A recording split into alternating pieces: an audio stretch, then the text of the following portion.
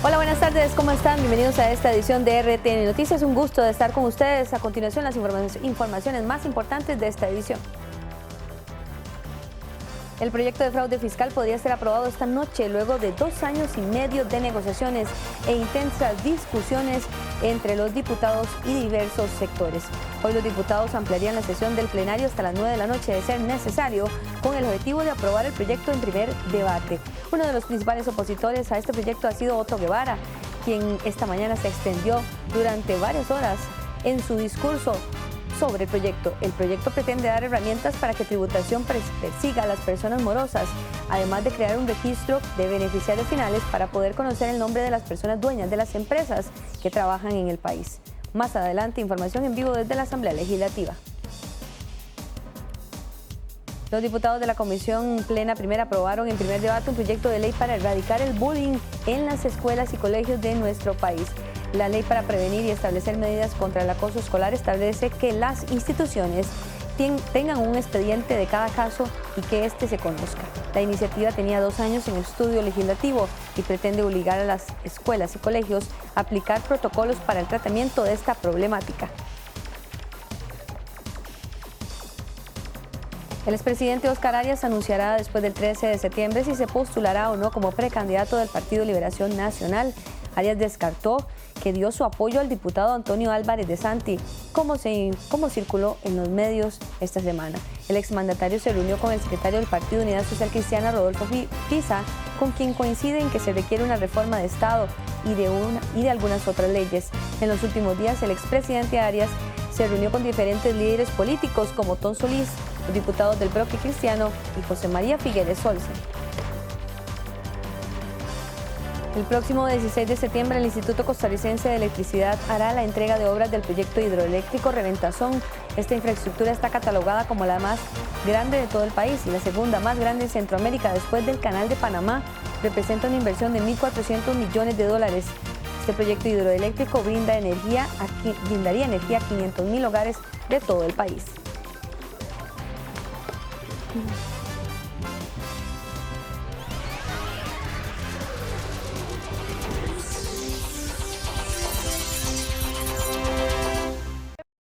Educativos del país cuentan con una nueva herramienta para combatir el bullying. Se trata de una iniciativa de ley recién aprobada en la Asamblea Legislativa que sanciona a los profesores que no tomen las medidas contra esta conducta. Cada vez se hace más común en nuestro país escuchar a personas que han sido víctimas de acoso estudiantil. Muchos de ellos abandonan sus estudios y hasta han intentado en varias ocasiones quitarse la vida. Es por eso que los diputados aprobaron una iniciativa que busca combatir el bullying en los centros educativos. Con esta nueva legislación se facilitaría ayuda psicológica a los acosadores estudiantiles y se le imponen sanciones a los profesores o personal del Ministerio de Educación que toleren o que no tomen las medidas contra esta conducta. Que ya no quede el asunto como a medias. Me parece que un poco por temor algunas veces de los mismos educadores se atiende de una manera muy por encima el problema. Aquí yo creo que es importante que tanto la víctima del bullying sea atendida psicológica y emocionalmente, pero también el victimario. Se habla mucho de sanciones. La orientadora Ariela Chávez asegura que es común esta práctica en las escuelas y colegios. Además, asegura haber atendido este año varios casos en el Liceo San José, institución donde labora. Ella también da una serie de consejos para que los padres puedan identificar cuando su hijo está siendo víctima de acoso. Los padres tienen que estar muy atentos. Por ejemplo, algunas de las alertas que hemos visto, ¿verdad? El aislamiento, el no querer venir al colegio, el resistirse a venir a la institución. Por ejemplo, en mi caso pude detectar un estudiante que utilizaba ropa que era muy tapada, abrigos, ¿y por qué? Porque se estaba dando el cutting, que es el cortarse. ¿Pero qué tanto saben los menores acerca del bullying, sus consecuencias y cómo identificarlo? En RTN Noticias conversamos con algunos jóvenes. Ellos aseguran haber aprendido a identificar cuando se comete acoso estudiantil para erradicarlo de sus centros educativos. Está muy bien que ya aprueben una ley para erradicar el bullying. Es algo muy malo. Entre nosotros nos vacilamos y bromas, pero ya el bullying es algo diferente.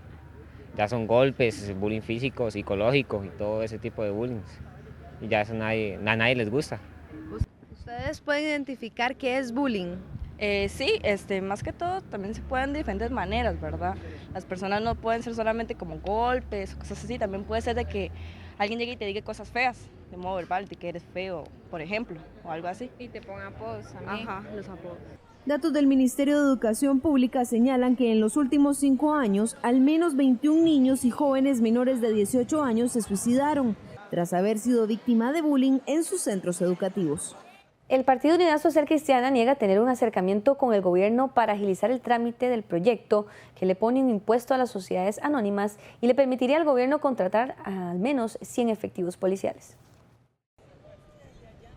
Pese a que el diputado oficialista Víctor Morales Zapata asegura que el gobierno ha tenido un acercamiento con los partidos que obstruyen el proyecto de ley de personas jurídicas que le pone un impuesto escalonado a los dueños de las sociedades anónimas inscritas en el país, la diputada social cristiana Rosibel Ramos y el libertario Otto Guevara niegan este acercamiento y auguran una lucha en contra de la iniciativa que podría alargarse hasta por 7 meses. Un paso a la vez, yo estoy seguro y en eso estamos trabajando. Don Otto probablemente se vuelva a quedar solo en ese tema. Estamos conversando con otras fracciones para poder avanzar y creo que Sociedades Anónimas podrá pasar en un plazo mucho menor. ¿Cómo va la negociación con la unidad? Exactamente, hoy dimos un paso importante y ya estamos conversando sobre eventuales salidas. No es cierto. No es cierto, no tiene ningún acercamiento con la fracción de la Unidad Social Cristiana. Nosotros vamos a la fracción, está unida, vamos a utilizar, vamos a hacer todo lo que se tenga que hacer para que ese proyecto no camine. El proyecto se va a votar, el proyecto ya tiene fecha de votación. La fecha de votación es la totalidad de mociones presentadas por la cantidad de minutos de los que yo puedo hablar y finalmente eso en el plenario también tiene plazo de votación. Lo que pasa es que no es mañana, no es la semana entrante, es seguramente de unos 7 meses, 8 meses. Esta posición fue criticada por el diputado verde y blanco Rolando González, quien afirma que es urgente que el dinero entre a las arcas del Estado para poder invertir más en seguridad. Puesto a las sociedades anónimas depende de lo que quieran hacer don Otto Guevara y la Unidad Social Cristiana, que lo tienen obstruido. Es una injusticia porque el crimen crece rampante y ahí hay recursos para fortalecer el Ministerio de Seguridad. Según el gobierno, ellos pretenden utilizar el dinero proveniente de este impuesto para contratar al menos 100 policías más.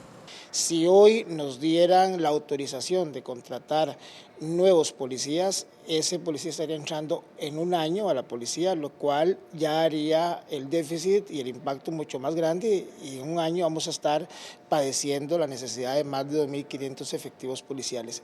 La Sala Constitucional se trajo abajo el cobro de este impuesto el año anterior, pero estableció que los contribuyentes debían pagar el periodo fiscal 2015.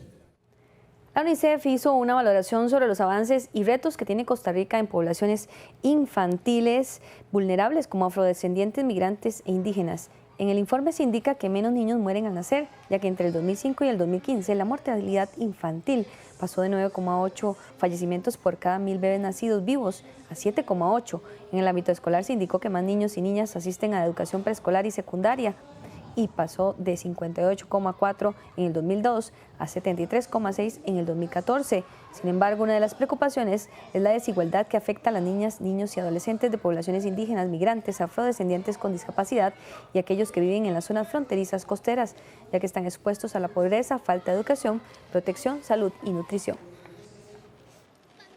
Al celebrar el Día del Niño y la firma del novedoso Pacto Nacional por los Objetivos de Desarrollo Sostenible, UNICEF hace un llamado para dar prioridad a la niñez en el camino que hoy emprende el país hacia el logro de estos objetivos. Todas las niñas, niños y adolescentes tienen derecho a recibir todas las oportunidades para el disfrute pleno de sus derechos. La Agenda Nacional de la Niñez y Adolescencia y los ODS marcan la ruta para lograrlo. UNICEF les reitera su apoyo al gobierno, la sociedad civil y otros actores para enfrentar todos estos retos. Hacemos una pausa y ya venimos.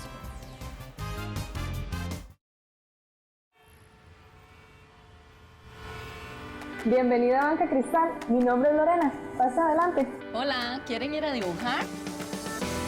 Viva la experiencia de una banca única. Utilice nuestra novedosa Zona Genius.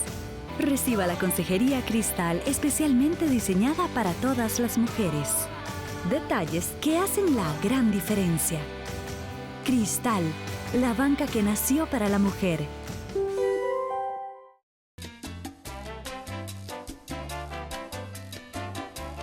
Hola amigos de Canal 13, este viernes va a haber alguien en mi cocina que dice ya van a comer.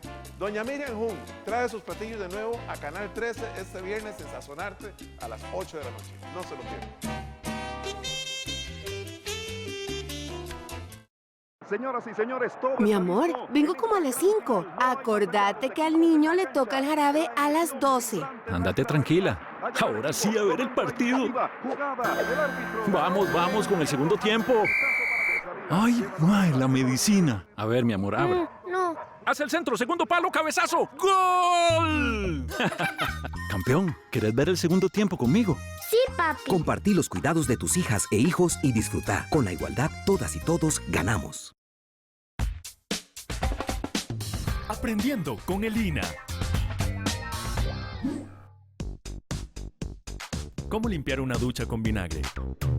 Muchas veces los minerales que contiene el agua atascan los orificios de la ducha. Cuando esto ocurre, puedes sumergir el aspersor en una bolsa con vinagre y dejarlo reposar toda la noche. Como el vinagre es un ácido suave, ayuda a disolver los minerales que obstruyen tu ducha. Así podrás retomar el control y hacer que solo te moje a vos y no al resto del baño.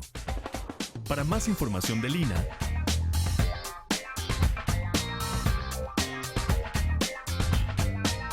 Aprendiendo con el INA. ¿Necesita comprar, construir o reparar su casa? El bono de vivienda puede ser una buena oportunidad. Consúltelo y solicítelo en mutuales, bancos y cooperativas autorizadas por el BAM. BAM, viviendas que construyen esperanzas.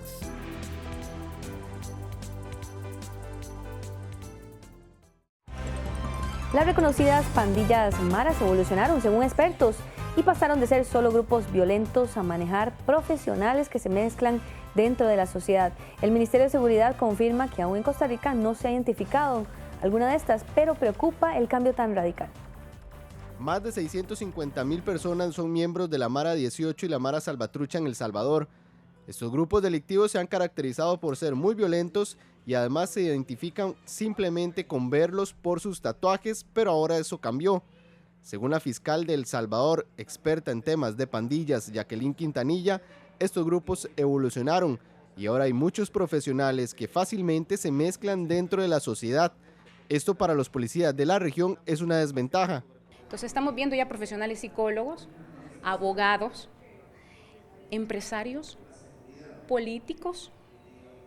Entonces el tema se ha extendido y es muy complejo, ¿no? Que son parte de estas organizaciones. Que son parte de las organizaciones. Nosotros en El Salvador tenemos documentados a alcaldes de gobiernos locales detenidos en procesos por asociaciones ilícitas, por suministrar y administrar a este tipo de organizaciones. También tenemos casos de exdiputados por lavado de dinero. Según el ministro de Seguridad, Gustavo Mata, aún no se ha logrado determinar que estos grupos hayan llegado a Costa Rica con organizaciones consolidadas, pero para el jerarca la posibilidad existe. Por eso buscan estar atentos a esos desplazamientos que hacen. Sí, no, de momento no tenemos noticia oficial de que haya un grupo de mareros queriendo afectar la comunidad costarricense.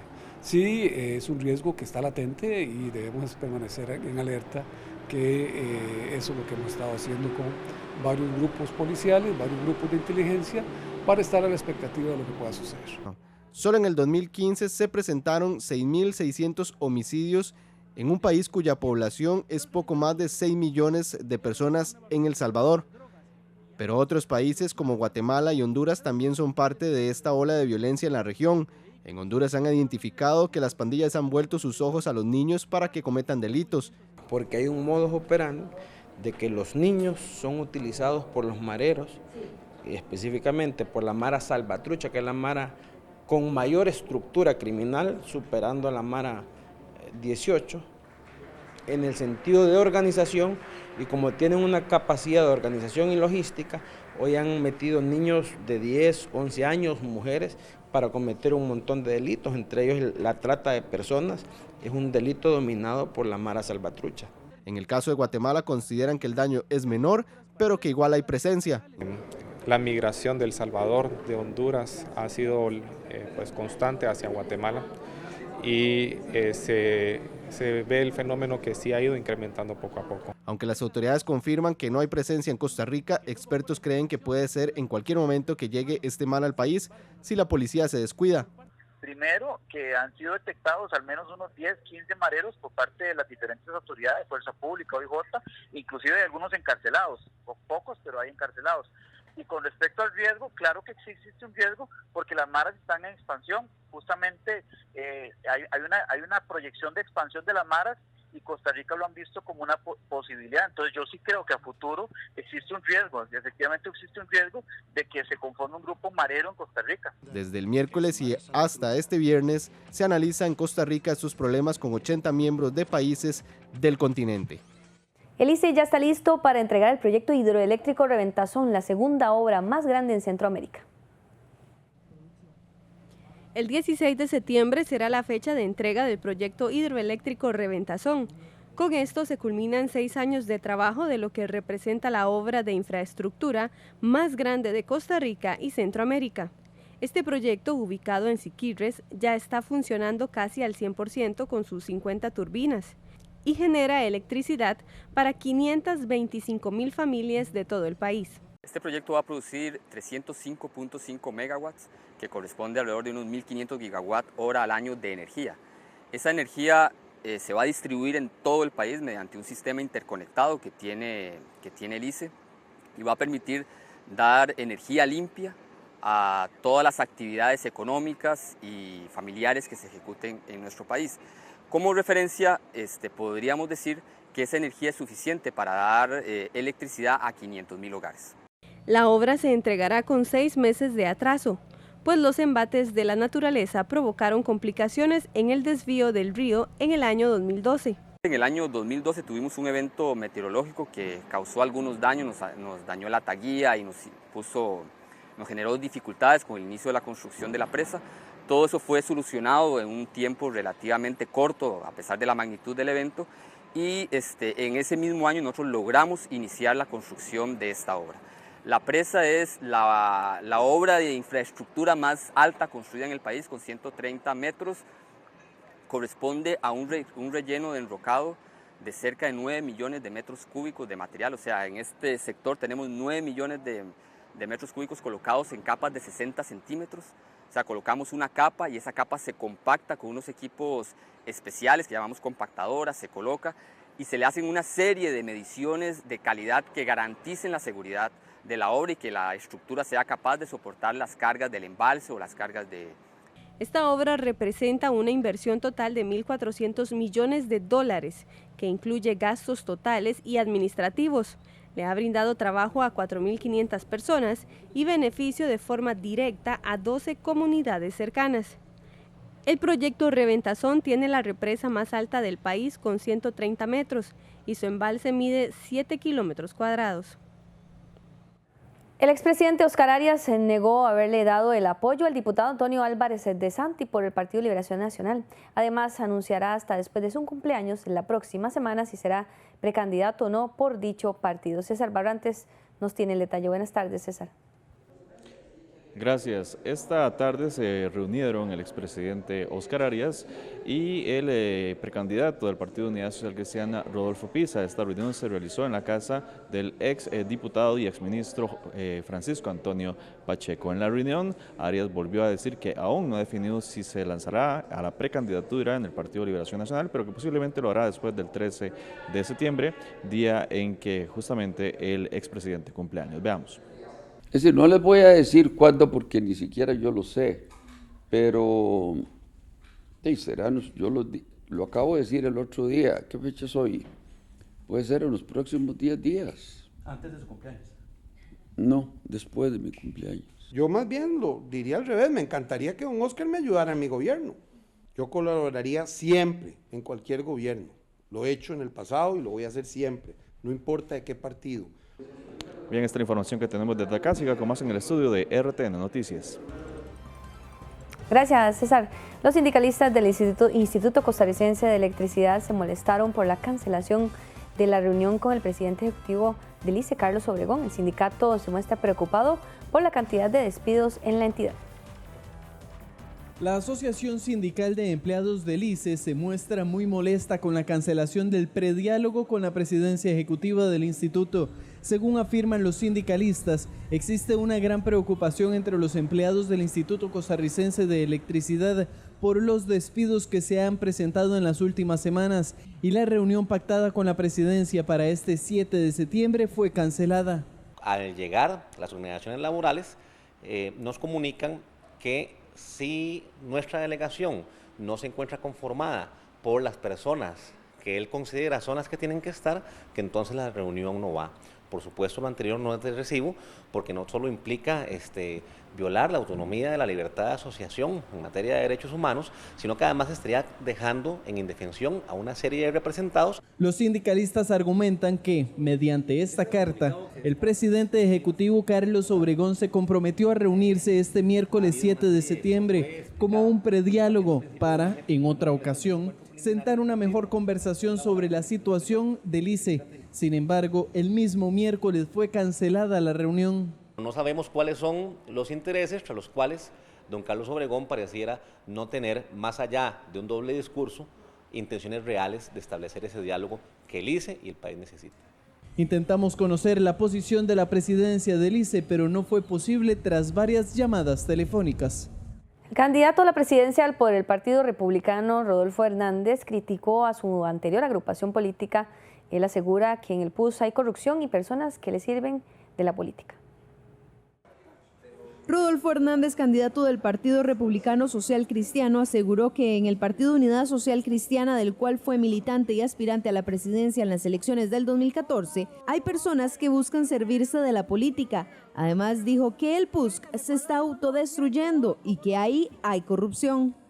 El que quede lo voy a enfrentar. Yo no tengo predilección por nadie. Ese es un partido que está en conflicto. Se está autodestruyendo. Yo lo viví, porque es un partido en donde alguna gente cree que con artimañas mantiene el rumbo de su poder. La unidad le responden al doctor Hernández que él los ataca porque busca llamar la atención de los medios. Además, aseguran que esa conducta responde a la vieja forma de hacer política. Son recursos de la vieja política que el doctor Hernández representa, ese ejemplo de eso. Y si tanto hubiera querido él verdaderamente luchar contra eso, pero se asustó con el primer triqui-traque y se fue. Entonces yo siento que tal vez la lucha se haga adentro. Yo respeto mucho a todos los costarricenses, incluyendo al doctor, pero cada uno tiene su papel. Yo estoy convencido de que si fuera el caso, decidiera ser candidato,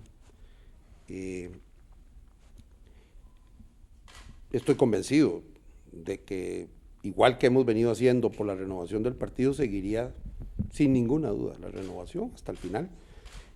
E invitaría a costarricenses que han votado por otros partidos, como lo he venido haciendo estos 2 años, para que nos acompañen. Rodolfo Hernández fue ratificado como candidato a la presidencia el pasado 9 de agosto. Él abandonó la contienda política tras haber acusado a varios dirigentes del PUSC de traición y deslealtad. Temas de salud. El Ministerio de Salud ya contabiliza 946 casos de Zika en el país. La mayoría de los enfermos son de Garavito y Punta Arenas. El Ministerio de Salud le pide a las mujeres embarazadas que se protejan del virus del Zika, pues la cifra de infectadas llega a 31 esta semana y esto eleva la posibilidad de casos de microcefalia. Se les recomienda usar repelente, mosquiteros, ropa que cubra la mayor parte del cuerpo y protección a la hora de mantener relaciones sexuales. Recuerden que el ultrasonido para lo que es justamente microcefalia no es recomendable hacerlo antes de la semana 18. Algunas de ellas ya están posterior a la semana 18 y se les han hecho ultrasonidos que no han detectado por el momento microcefalias. Recordar que hasta que el niño nazca justamente es que se puede confirmar o descartar la microcefalia. ¿Por qué? Porque el ultrasonido que se le practica, que es la herramienta que podamos justamente usar para aproximarnos, no es del todo fidedigna. Se puede aproximarnos mucho al diagnóstico, pero no es 100% exacta. El total de casos de Zika llegan en el país a 946. siendo Punta Arenas y Nandayure los lugares con mayor brote en la última semana. Por ejemplo, Punta Arenas ya tiene 143 casos y en una semana se confirmaron 25 nuevos, mientras que Nandayure tiene 27 en total, pero en una semana subió 13 casos. Por su parte, en Garavito ya se va controlando el contagio, a pesar de que es la zona con más casos, 159. Sin embargo, en la última semana solo se incrementaron 3 enfermos. El Ministerio de Salud va a hacer investigación de posibles contactos, se hace toda la inspección para detectar si hay criaderos, se convence a las personas, se les indica cuáles son las mejores prácticas para eliminar los criaderos y también se hace la fumigación en caso de que se requiera, se aplica también los larvicidas que son para eliminar las formas no adultas del mosquito. Autoridades de salud le piden a la población eliminar los criaderos de la Aedes aegypti y le recuerdan a la población que este mosquito pica de 5 de la mañana a 7 de la noche. Con una acción de inconstitucionalidad, los diputados del Movimiento Libertario pretenden frenar el control de armas que utilizan las empresas de seguridad privada de nuestro país. El diputado del Movimiento Libertario, José Alberto Alfaro, afirma que la regulación y controles que pretende el Ministerio de Seguridad Pública de las armas que utilizan las empresas de seguridad privada requiere de una ley y esto no es posible con un simple acuerdo. Por eso anunció una acción de inconstitucionalidad contra esa directriz o disposición que fue publicada el viernes anterior. Según Alfaro, eso es un negocio para unos cuantos y deja a comerciantes y particulares en general en completa indefensión frente al AMPA. De un acuerdo espurio, como acabo de decirlo aquí en Control Político. O sea, las medidas que se están realizando son para que definitivamente se paralice todo lo que es la seguridad privada de este país y hay que esperar a que los criminólogos empiecen a certificar. Pero son miles de certificaciones. Imagínense ustedes, pueblo de Costa Rica, que en estos momentos se está montando un negocio millonario para ciertas personas o ciertos profesionales. Sin embargo, otros diputados refutan las afirmaciones del legislador José Alberto Alfaro, porque la falta de controles en el servicio de seguridad privada pone cada vez más al descubierto el alto trasiego clandestino de armas de todo tipo. Me preocupa bastante de que se estén lanzando este tipo de comentarios, porque más bien yo creo que debiéramos de preocuparnos por lo que está sucediendo con las empresas de seguridad privada. Imagínense que el Ministerio de Seguridad Pública tiene cerca de 13,000 efectivos y en estos momentos se habla de que son cerca de 27,000 efectivos los que tiene las empresas de seguridad privada, los que están registrados. Significa que la cantidad de oficiales que hay de manera privada superan a los que puede controlar el Estado. Y si todos tienen armas y si no hay capacitación, no hay formación, ¿cuál es el nivel de riesgo en el que estamos cayendo? Organizaciones que aglutinan a empresas que brindan el servicio de seguridad privada apoyan esa disposición del Ministerio de Seguridad Pública. Hacemos una nueva pausa comercial, ya venimos. La educación, el camino hacia la superación, ayuda a tomar mejores decisiones, brinda herramientas para opinar y hacer valer los derechos, te vuelve más consciente sobre la protección al ambiente, da mayores posibilidades de obtener un empleo que te haga feliz y un mejor salario, te permite darle mayores oportunidades a la familia. Las oportunidades empiezan en el aula. Seguí adelante. Ministerio de Educación y UNICEF. Le dicen pequeña empresa, pero si a mí me va bien, a muchos más les va bien. A don Nicolás, el de los envases. O a Sofi, la diseñadora. A Leti, doña Leticia, la productora de fresas. Y a Julio, el de la distribuidora. Bueno, don Hernán, su crédito está aprobado. Muchas gracias. En el Banco Nacional, cuando impulsamos una pyme, impulsamos mucho más. Banco Nacional, juntos somos progreso. Hay dos Costa Ricas.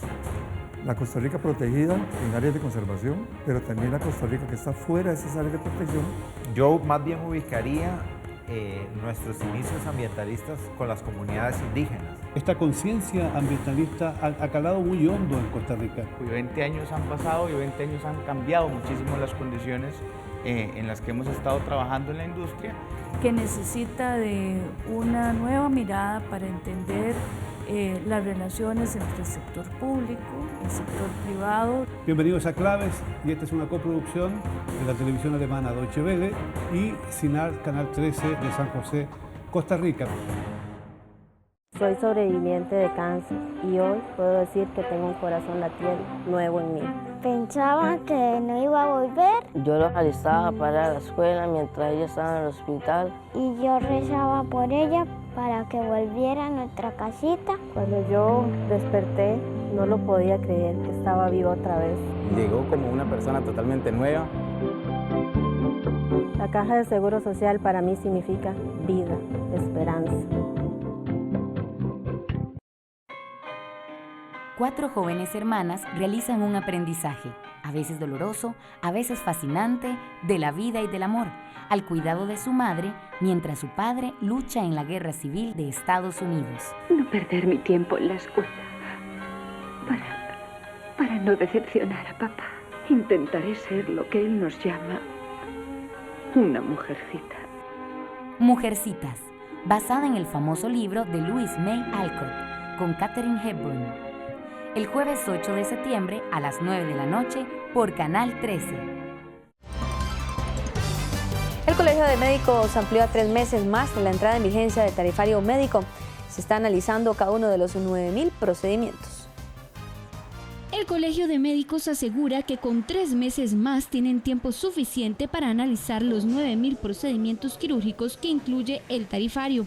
El trabajo ha sido muy extenso, sobre todo porque se ha ido revisando uno por uno de los procedimientos, y entonces esto ha motivado algunas cosas que sí es importante ir sacando. Usted sabe que nosotros hemos dicho que las tarifas son muy importantes porque la gente tiene que saber cuánto cuestan las cosas. El Colegio de Médicos tiene la potestad de fijar los mínimos. Por su lado, el diputado Mario Redondo de la Alianza Demócrata Cristiana aseguró que le parece muy bien la decisión del Colegio de Médicos de analizar el tema del tarifario.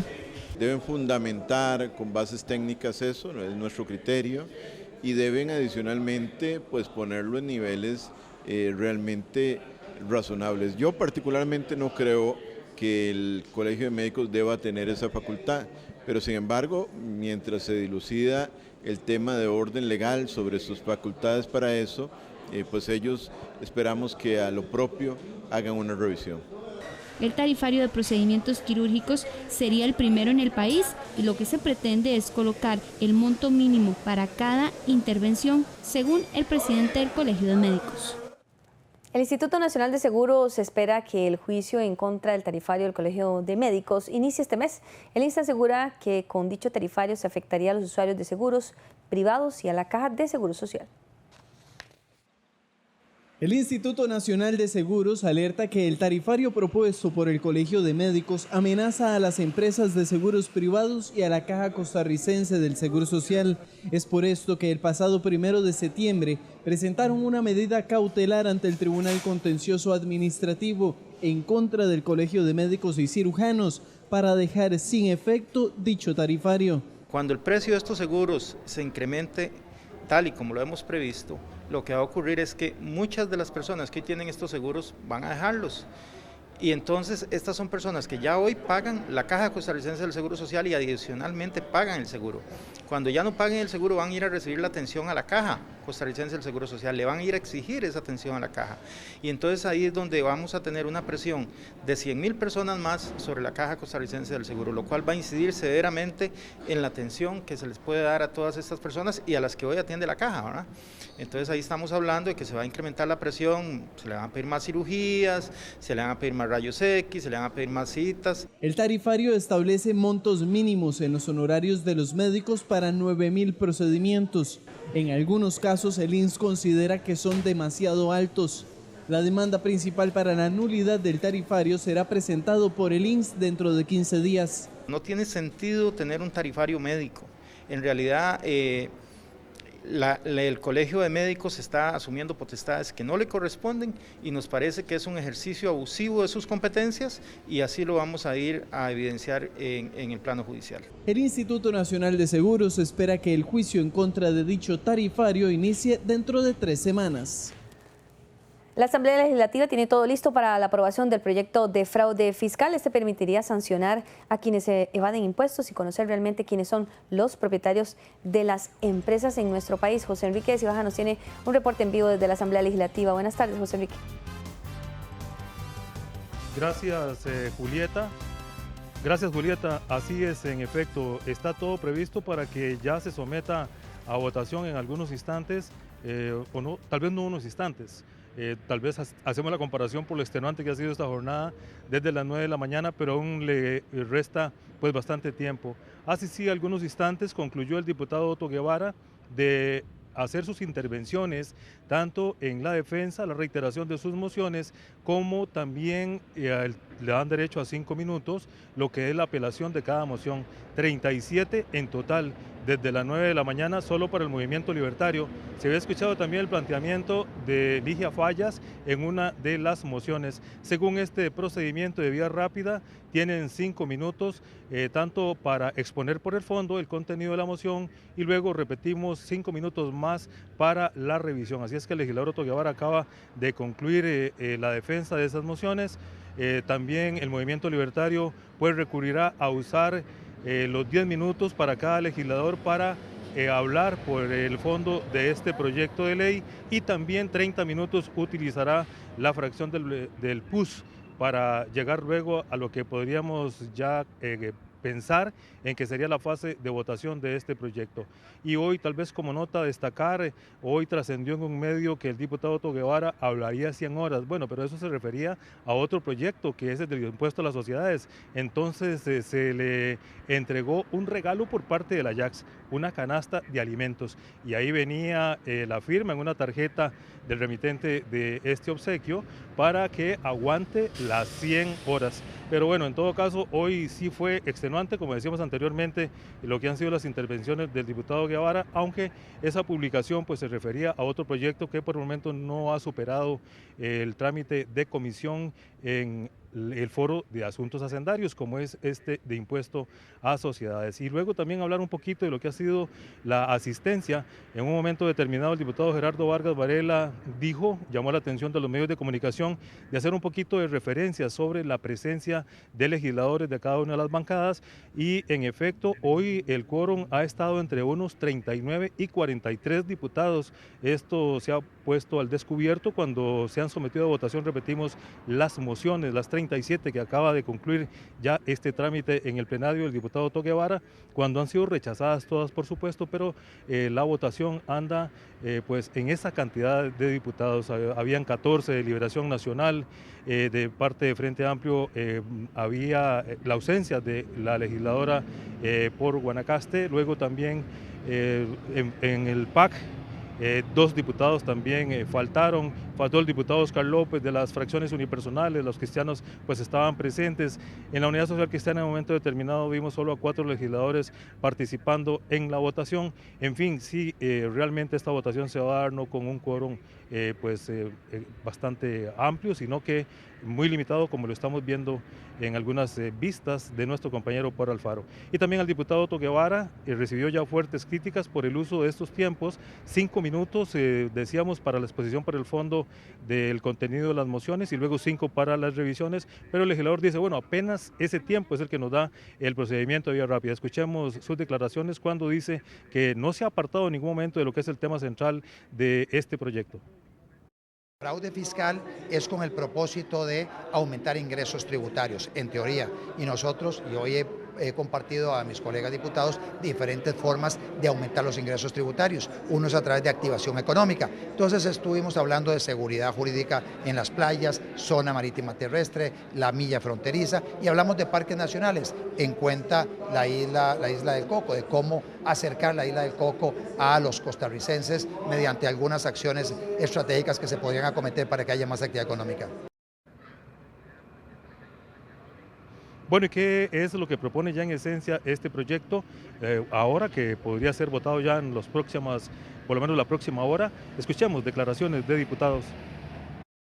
La propuesta viene a los contribuyentes morosos, ya no podrían tener contratos con el Estado, no podrían tener exoneraciones, no podrían tener beneficios fiscales, Por otro lado, se estaría castigando a quienes den información inexacta a la autoridad tributaria, y uno de los más importantes es el beneficiario final, que ya la autoridad tributaria del país va a tener la información del beneficiario final. Reafirma que la administración tributaria tiene una capacidad sancionatoria fuerte, categórica y con pocos espacios para que continúen las líneas de fraude que ha habido en algunos sectores.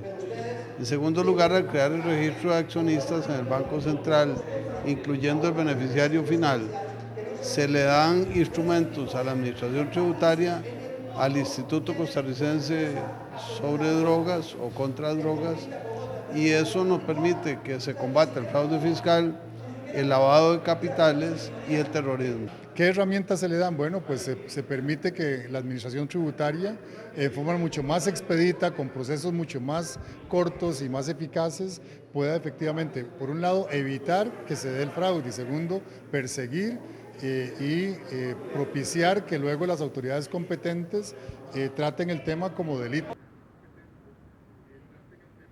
Bien, no faltaron las críticas de diputados como el del PAC Marco Vinicio Redondo, por lo que dijimos anteriormente se está calificando como un abuso del derecho del uso de la palabra del diputado Otto Guevara. Bueno, en realidad es frustrante que estemos en un estado como en el que estamos ahora. Hemos invertido muchísimas horas y prácticamente ha sido un monólogo. Y ojalá hubiera sido un monólogo en el cual se estuviera atendiendo moción a moción, de tal manera de que se ilustrara no solamente al plenario, sino que también se ilustrara a la ciudadanía. Pero en realidad queda totalmente claro que lo que es el pretexto para seguir retardando. Y yo creo que ha sido la característica del movimiento libertario y sobre todo de don Otto, el hacer este tipo de prácticas. Es doloroso porque esto tiene un costo. Y también termina de desacreditar más al medio político y ante todo es uno de los elementos que no debieran de hacerse para poder apoyar el desarrollo de una democracia cada vez más robusta.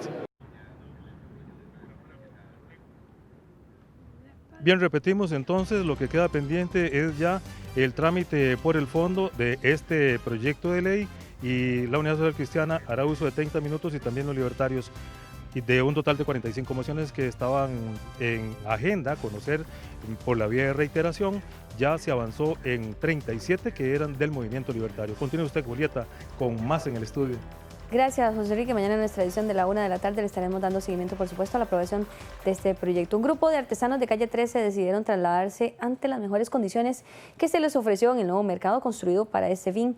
Por su parte, quienes no quieren cambiar ese sitio aseguran que esperan el proceso en el contencioso administrativo. César Barrantes nos informa. Buenas tardes, César, nuevamente. Gracias nuevamente. Un grupo de al menos 17 artesanos del mercado de la calle 13 han decidido movilizarse al nuevo mercado de artesanías que les ofrece la Municipalidad de San José. Esto a pesar de la oposición del resto de los artesanos, quienes dicen que debe seguirse el debido proceso tanto en los estratos judiciales como aquí en la Asamblea Legislativa. Veamos. No quiero que lo tomen a mal nadie, porque yo soy un hombre que busco no agredir a nadie con palabras, ¿verdad? Yo, si me decido, es porque aquí he estado 20 años y a mí se me prometió un mercado, ¿verdad? Entonces yo me decido ir porque veo yo que aquí el mercado es más bonito. Y nos damos hoy pues meramente sorprendidos de que un grupo muy pequeño, 5 personas, decidieron acudir a una reunión que no teníamos ni la mayor idea, porque el día de ayer estuvimos con el señor alcalde y las autoridades de la Comisión de Gobierno y Administración de la Asamblea Legislativa, en el cual se marcaron los parámetros para que se respete nuestro Estado de Derecho y pues que se dé curso a la ley 19.690 que está en la Asamblea Legislativa. Como decíamos, el día de mañana justamente el grupo de artesanos que decide quedarse o que ha decidido mantenerse en esta zona tendrán una comparecencia en el Tribunal Contencioso, esto en Calle Blancos, para continuar con el proceso judicial para saber si se mantienen o no en esta zona de San José. Esta es la información que tenemos. Siga con más de RTN Noticias.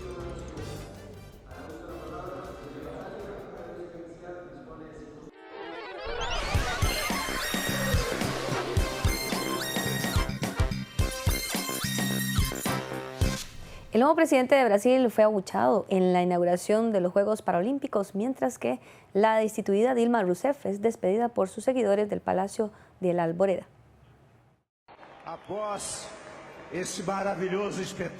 Fuera Temer, eso decían los asistentes a la inauguración y defensores de la destituida presidenta Dilma Rousseff durante los Juegos Paralímpicos de Río 2016. Pocas horas antes del acto inaugural, durante el desfile del Día de la Independencia, el presidente no fue bien recibido y se hizo presente en un carro que estaba completamente cerrado. Los abucheos hacia el actual mandatario Michel Temer fueron a manera de protesta para mostrar que los brasileños no deseaban su liderazgo, pues él no fue a quien le dieron el voto. Otra era la situación que pasaba su ex socia en el poder. Dilma no fue abucheada durante su salida del Palacio de Alborada. Por el contrario, la acompañaron unos 200 militantes a quienes tuvo tiempo para atender y se dejó abrazar y besar por los simpatizantes. Sin embargo, el descontento continúa entre los habitantes brasileños que están molestos con la crisis económica que enfrenta el país. Esta inconformidad ha hecho que en las calles continúen las protestas. Luego de 10 años de no existir una elección en los municipios de Palestina, el Tribunal Supremo decidió suspenderlas. Se trataba de los primeros comicios después de una década en la que las dos principales fuerzas políticas en Palestina habían aceptado coincidir para volver a medir sus fuerzas ante la ciudadanía.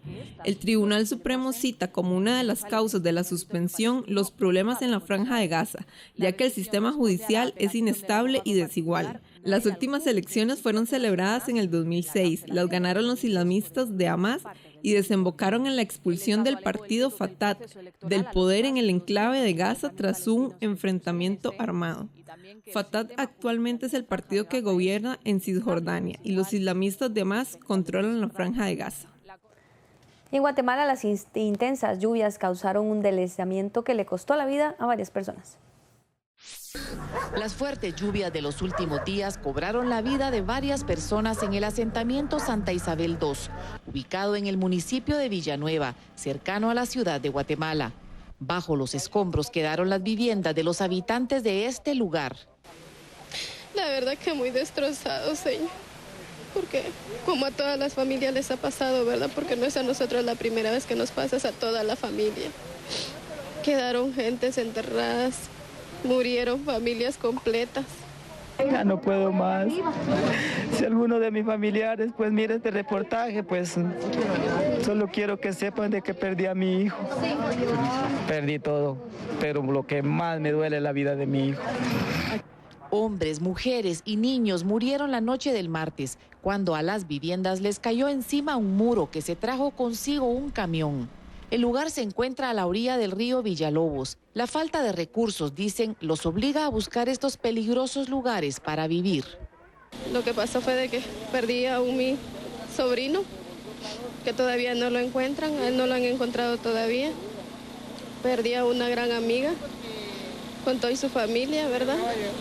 Pero desgraciadamente uno cuando compra un terrenito, cuando invade uno nunca piensa que su propia tumba uno busca, ¿verdad? Cuando comenzó a temblar aquí nos salimos corriendo con los patojos para la calle. Me siento así bastante con temor de que ya no podemos estar aquí. Pues. La verdad es que aquí pues estamos por necesidad, la necesidad nos obliga a vivir en estos lugares, ¿verdad? Y como lo están viendo, la tragedia pues fue general, aquí hay más de 30 familias afectadas, casas que están construidas, pero... Hasta aquí la información, vamos a los deportes con Andrea. ¿Cómo estás? Hola Julieta, ¿qué tal? Buenas noches y buenas noches a ustedes, amigos televidentes. Vamos a un corte comercial y ya regresamos con la información deportiva. Aprendiendo con el INA. ¿Cómo limpiar una ducha con vinagre? Muchas veces, los minerales que contiene el agua atascan los orificios de la ducha. Cuando esto ocurre, puedes sumergir el aspersor en una bolsa con vinagre y dejarlo reposar toda la noche. Como el vinagre es un ácido suave, ayuda a disolver los minerales que obstruyen tu ducha. Así podrás retomar el control y hacer que solo te moje a vos y no al resto del baño. Para más información del INA,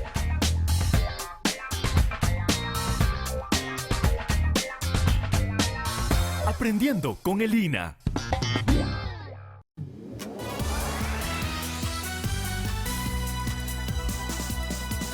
Hola, ¿cómo están?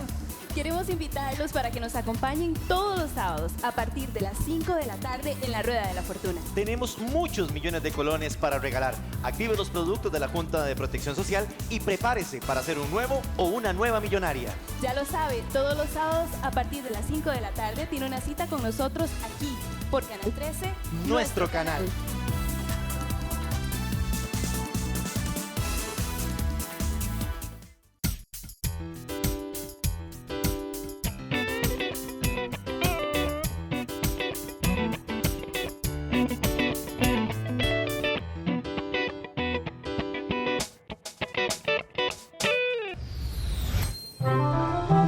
Creamos una cuenta para que vea el fruto de sus ahorros.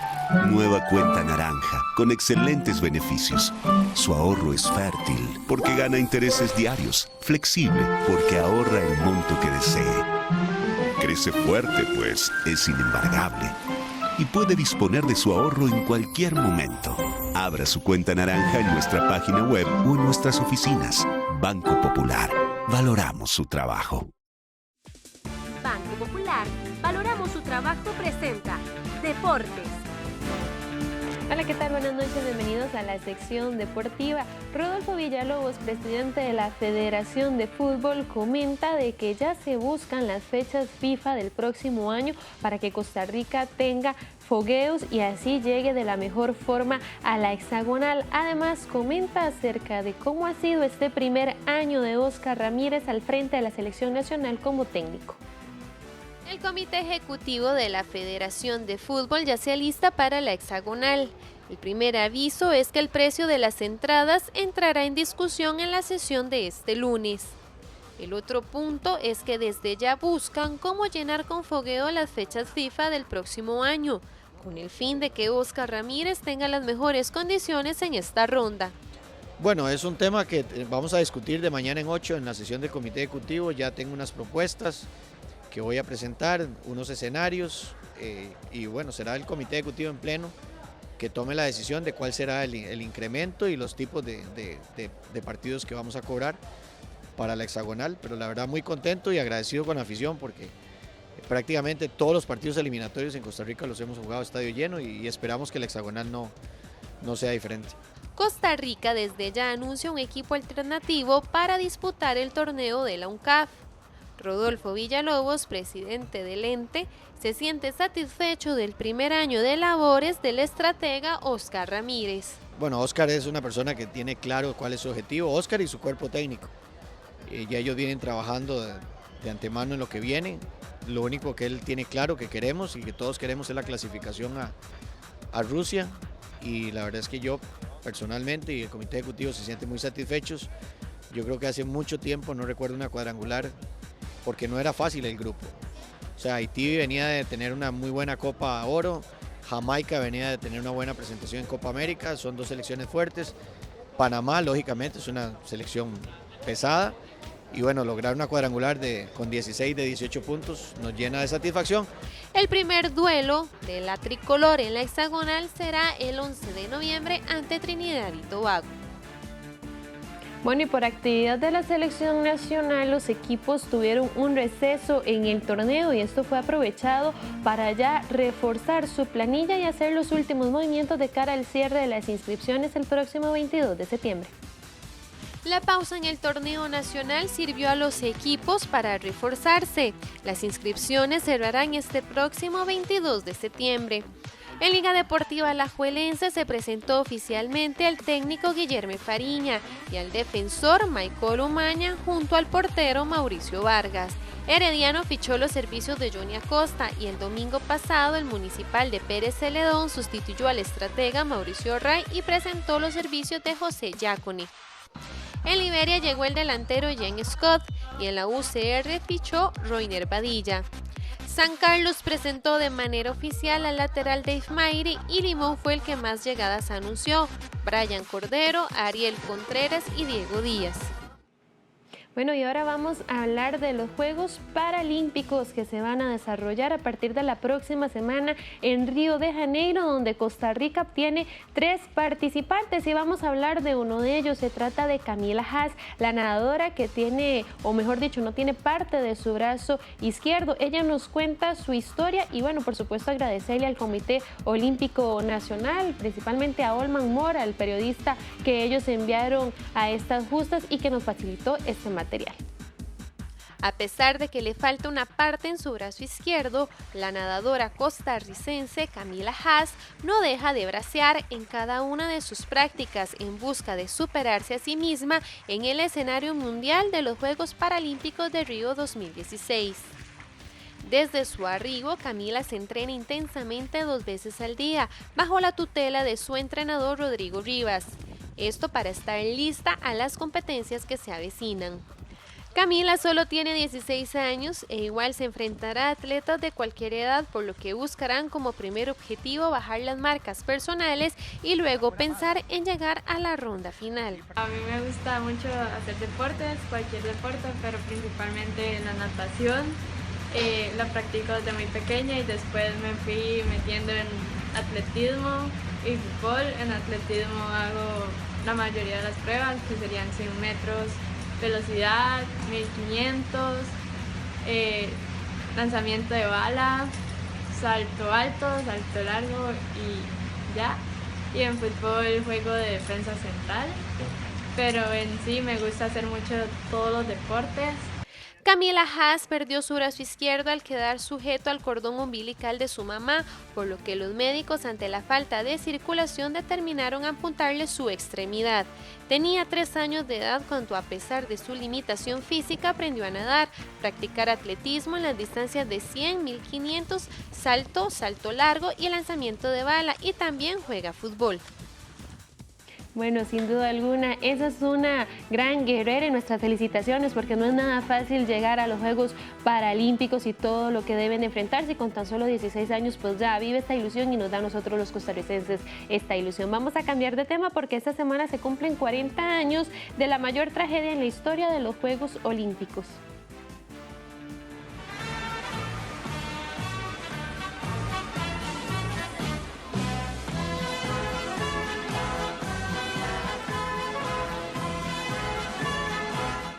El Comité Olímpico Alemán, organizador del evento, tenía como objetivo que la atmósfera de la Villa Olímpica fuese abierta y amistosa. Se buscaba de esta manera dejar atrás la imagen de los Juegos Olímpicos de Berlín de 1936, que habían sido explotados como parte de la propaganda nacionalsocialista del régimen de Adolfo Hitler. Sin embargo, el destino y la historia estaban marcados para los 20º Juegos Olímpicos de verano de la era moderna, los Juegos Olímpicos de 1972, que se celebraron en Múnich, Alemania, entre el 26 de agosto y el 11 de septiembre. Participaron 7.123 atletas de 195 países, en 21 deportes y 195 especialidades.